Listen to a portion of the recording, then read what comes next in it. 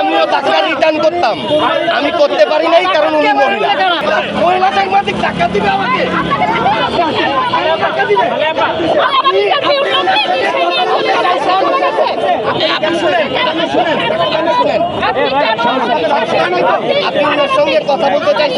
Corona বা যে কোনো ভাইরাসের এগেইনস্টে ফাইট মানি ব্যাকট্রলের লেফট রাইট লেফট রাইট।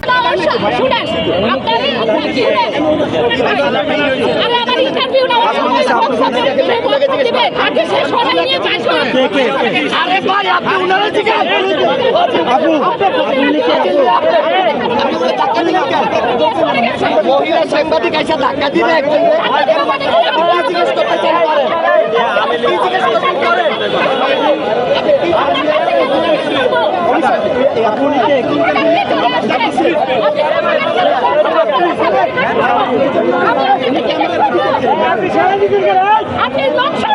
সামনে এখন ক্যামেরা নেই, সামনে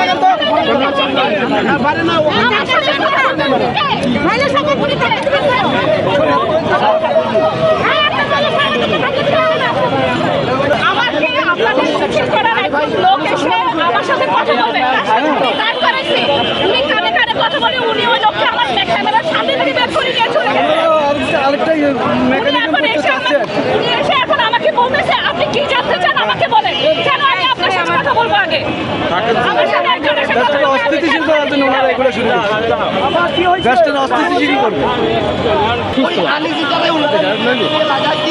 গ্রাহক না জামাতের লোক, সাধারণ মানুষও গ্রাহক। একজন সাধারণ মানুষ তো অবশ্যই গ্রাহক যদি সে অ্যাকাউন্ট থাকে, তাই না? যারা টাকা রাখছে এই দেশের বহু গল্প ভাই আমরা জানি যে তারেক রহমান লম্বা সময়, মাননীয় প্রধানমন্ত্রী তারেক রহমান লম্বা সময় বিদেশে বসবাস করে আসছেন। বিশ্বাস করেন আমি আশা করছি আসার পর উনি এই ব্যানার খুলবে, পেস্টন খুলবে, এই দেশটারে সুন্দর করবে। উনি একটা সুন্দর দেশে বসবাস করে আসছেন। আসার পর ওই যে ফুটপাত মানে তুইলা আবার দখল, ওই পদ্ধতি, এই যে এই উল্টাপাল্টা ব্যাংকের এই দেশে বহু গুরুত্বপূর্ণ জিনিস আছে ভাই, ওনারে মিসগাইড করা হচ্ছে, আমাদের প্রধানমন্ত্রীকে মিসগাইড করা হচ্ছে। অবশ্যই ওনার একটু সিনসিয়ারলি এই বিষয়গুলো দেখা উচিত, যে বিষয়গুলো আমরা সাধারণ মানুষ জড়িত ভাই। আচ্ছা কথা বলার কিছু নাই ভাই, এসালম সম্পর্কে সবাই জানে। মহিলা মানুষ না হইলে আমিও টাকা রিটার্ন করতাম, আমি করতে পারি নাই কারণ উনি মহিলা। উনি আমার উপর প্রচন্ড ক্ষিপ্ত হয়েছে, এটা ওনার উচিত হয়নি। না না, অবশ্যই প্রশ্ন করা অপরাধ না, কিন্তু ওই যে বললাম আপনি প্রশ্ন মানুষ বুঝে তো করবেন।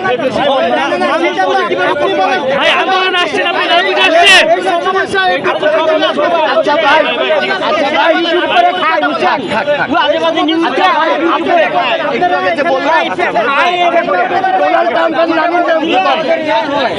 আপনি বলেন ভাই, আপনি বলেন ভাই, আপনি বলেন। এই ধরেন আপনি কি সাংবাদিককে মারবেন? তাহলে সাংবাদিকরা কথা বলতে পারবে না, প্রশ্ন করতে পারবে না।